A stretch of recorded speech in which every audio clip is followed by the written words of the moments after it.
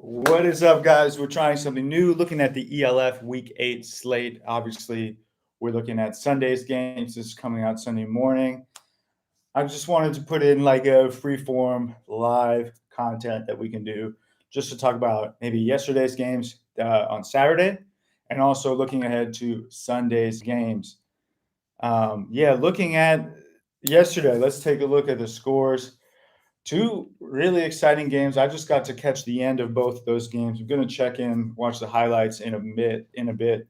Obviously, my main takeaway is I watched the fourth quarter of the Munich Ravens Raiders to roll game. Oh man, I thought Munich was going to win. They had the ball with 2 minutes left. We're driving the field, and they just beat themselves. But that's kind of par for the course, right? They're a new team. These guys have never played together before until this season. Expansion franchise, by far the best expansion franchise that we've seen this year in the ELF. They fall just short, 24-25. They got the ball just around maybe the 45, 50-yard line, and ended up just dropping passes, getting a holding call. They threw the ball beyond the line of scrimmage. They just didn't make enough plays to win. You saw their offensive line didn't look as good as you'd hope. Raiders were getting pressure with only 3 men rushing. But props to the Raiders. Another ugly win, but a win nonetheless, keeping them, in the playoff hunt because Munich still has a chance to be a spoiler, still has a chance to make some noise. Really, really good game. Love to see a tightly contested game. And these are two teams that are going to play against each other a lot in the future. I think this might be a little bit of Southern Germany, Austrian border rivalry coming up. The other game yesterday was the Vienna Vikings taking on the Berlin Thunder in Hurevata in Vienna. Another excellent game. We saw Chris Helbig play well. Weston Carr made some plays for the Vikings. And we got to see a little more of Florian Bierbaumer. This guy, let's just give him his flowers a bit. 6'5", 6'6", legit 240 pounds. Can play tight end, can play wide receiver. Line him up wherever, he's going to make plays. If this guy is not invited to the NFL IPP, I don't know why. Maybe because he's a bit older now, but his ceiling is still so much higher than a lot of guys that we're seeing on the scene. They got to give this guy a chance, man. Got to give this guy a chance. Looking ahead,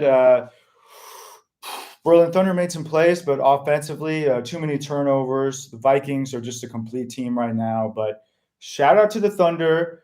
They are, if the season ended today, they are in the playoffs, and they look like a playoff team for sure right now. Kyle Kitchens played well. Defense played well. Just they need a little more from their offense. 9 points is not going to cut it, but they just gave the Vienna Vikings a really good game in Vienna. Props to the Thunder. They're a lot better than I thought they were personally. Anyway, that was yesterday's games. Obviously, let's touch on it. We can't ignore what's happened. We were supposed to see the Fevrar and Throners host the Prague Lions. That is not happening, guys. I will be doing a separate video about that. Check out my article on AFI about the Prague Lions. I spoke to some Czech players who didn't want to be named, and as well as some other sources close to the situation. And yeah, it was unfortunate, but that's just how it went. We hope to see the Prague Lions back at some point this season, but don't hold your breath, if I'm honest, from what I've heard. That game doesn't happen.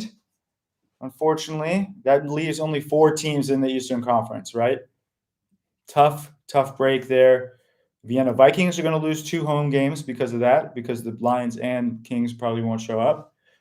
And the Enthroners lose 2 more home games. So really, really tough financial hits for both of those teams. And the Cologne Centurions also lose a home game. That sucks because I really wanted to watch that game. I was going to set some time aside to watch Nate Cox, the 6'9" quarterback for Prague. He has left. So regardless if Prague does make it back, Nate Cox will. I don't think we'll see him again in the ELF, if I'm honest. But anyway, let's move on to the games that are happening. But we had to address it. even though it's not the rosiest of topics. Kicking off the games today at 12, we got Barcelona at Stuttgart Surge. Going to take the Surge in this one. I am excited to watch Keontae Allen run wild in a Surge uniform. He's going to look good. All that stuff we saw about Keontae Allen, maybe he's not him, maybe he's not that good for the Kings. I think that's going to wash away. Now he's in a system with talent around him. He's going to eat. He's going to eat. He's going to eat. Another new quarterback for the Barcelona Dragons, Cam Aiken Jr., really good dual threat quarterback out of Pace University. Just finished up the season in Poland for the Silesia Rebels. He had like 30 touchdowns in 5 games. Took them just short of the title. They made the championship and lost by 1 score. So he had a great season in Poland, and I think he can do some good things for this Dragons team while Miller is out. We do expect to see Miller back towards the end of the season. But yeah, I'm taking the Surge in that one. Another one of the games at 12 is Milano Seaman against the Helvetic Guards. I'm looking forward to this game. The Guards are the hottest team in the ELF right now. Yeah, I said it. 2-0, beating 2 good teams. Can they do it again against Milano? I don't know. I'm not sure. But the place will be rocking in Zurich. You know what? Let's take it. They say if it's a toss-up, take the home team. I'll take the Helvetic Guards in this one. Sorry, Luke Zaracco. Sorry to the Seamen. I think the Guards are going to win again. 3 wins in a row for the Guards. You heard it here. Shout out to Jamal Clay, the biggest Guards fan I know. Then we got some afternoon games, 2 afternoon games. We got the Cologne Centurions visiting the Rhine Fire. People are expecting over 8,000 fans at the Rhine Fire game, as usual in Dusseldorf. Going to be a fun one. I do think Rhine Fire are going to run through them again. Last time they won 45-0 in Cologne. However, with the distance between Cologne and Dusseldorf being, I believe, around an hour drive, I think we're going to see a big group of fans at this one, and Rhine Fire are going to roll over the Cologne Centurions. Yeah. So there we have it. Go Rhine Fire, stay undefeated. And they might stay undefeated until the title game, and they might stay undefeated after that. They look really, really good right now. Then we got sort of the marquee matchup of the weekend, or of Sunday's slate at least. The Frankfurt Galaxy visiting the Paris Musketeers. I like this matchup for Paris. I think they played well against Frankfurt in Frankfurt a few weeks ago.